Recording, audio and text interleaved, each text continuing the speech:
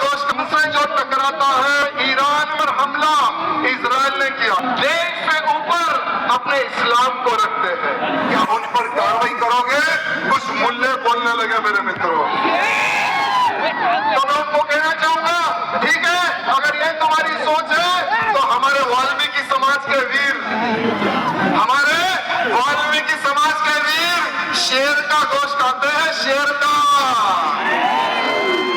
जहां पर तुम लोगों के प्रार्थना घर है, अगर वो प्रार्थना घरों के सामने हमारे वाल्मीकि शेर, अगर शेर की हड्डी खाकर तुम्हारे, जहां पर तुम्हारे प्रार्थना घर अगर वहां फेंक दे तो तुम लोग तो दंगा कर देते हो, दंगा।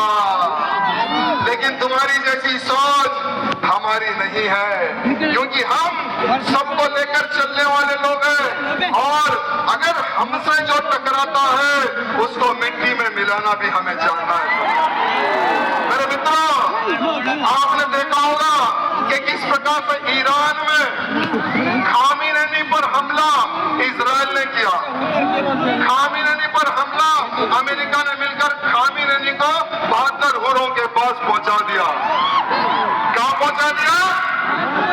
लेकिन वो कंट्री अलग, वो देश अलग, लेकिन तेलंगाना के इन लोगों को क्या हो गया समझ में नहीं आ रहा। भारत के लोगों को क्या हो गया पता नहीं कि ये लोग खामिनेनी की मौत पर अपनी छाती पीट पीट कर रो रहे हैं। मेरे मित्रों, कश्मीर में कुछ ऐसे भी मुसलमान हैं जो 500 करोड़ रुपए जमा करके ईरान भेजने की योजना बना रहे। ईरान, तो मैं उन कश्मीरी मुसलमानों को पूछना चाहूंगा, जब पुलवामा में हमला हुआ था तब ये दर्द कहां छुपा हुआ था? हमारे हिंदुओं का नाम पूछ पूछ कर गोलियां मारी जा रही थी, तब ये तुम्हारा दर्द कहां था? हमारी वीर सेना भारत की रक्षा करती है, आतंकी हमला होता है, हमारी वीर सेना मरते हैं, हमारे जवान मरते हैं, तब ये तुम्हारा दर्द कहा जाता है? मैं कश्मीर के मुसलमानों को पूछना चाहूंगा, जब तुम्हारी जेब ढीली नहीं होती है। आज ईरान में एक व्यक्ति मरता है, वहां पर युद्ध होता है, तो भारत के कोने कोने से लोग पैसा भेज रहे हैं ईरान में। अरे पैसा रुको भेजो। मेरी एक निवेदन है, ये छोटे बुलडॉग बड़े बुलडॉग से मेरी निवेदन है,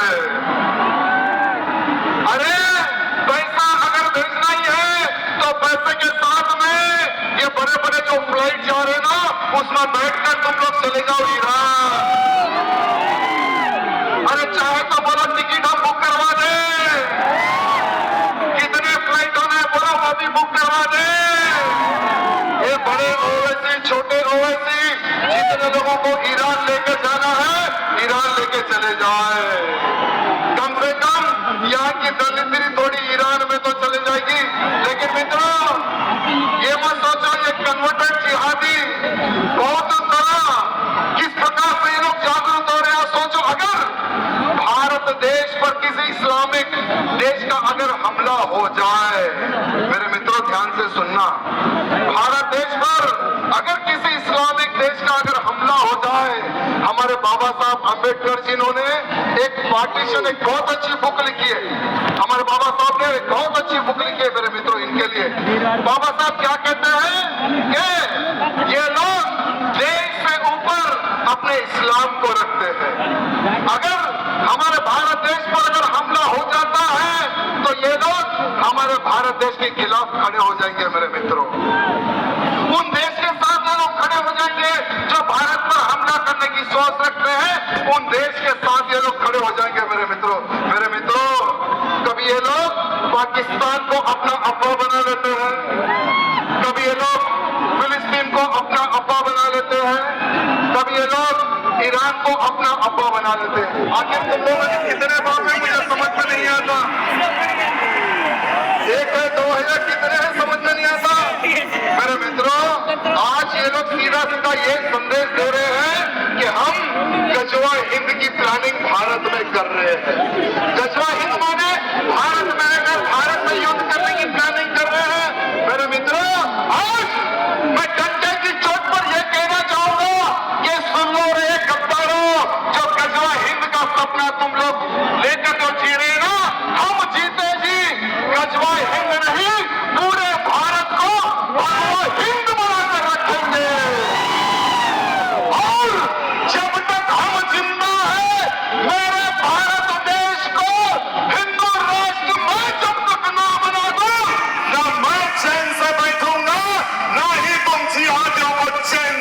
रखने दूंगा।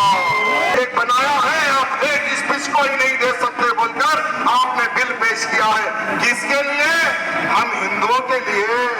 अरे जहां पर इनकी सरकार आती है कांग्रेस की, हर बार इस प्रकार के आप लोग एक अलग प्रकार के गंदा प्रकार के कानून लाते हैं सिर्फ हिंदुओं को तोड़ने के लिए, हिंदुओं की आवाज दबाने के लिए। मेरे मित्रों, जितने लोगों के फोन है सभी के फोन लाइट ऑन कर दो। आज हम हिंदू राष्ट्र का सपना इसी स्थान पर लेंगे। भारत को हिंदू राष्ट्र बनाने का संकल्प इसे चौराहे पर लेंगे।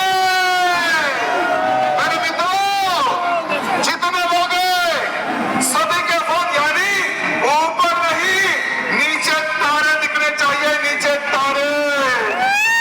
मेरे साथ सबको बोलना है, मैं जब तक जीवित हूँ आज ये संकल्प लेता हूँ, मेरे भारत को जब तक मैं हिंदू राष्ट्र न बना दूं मैं चैन से नहीं बैठूंगा।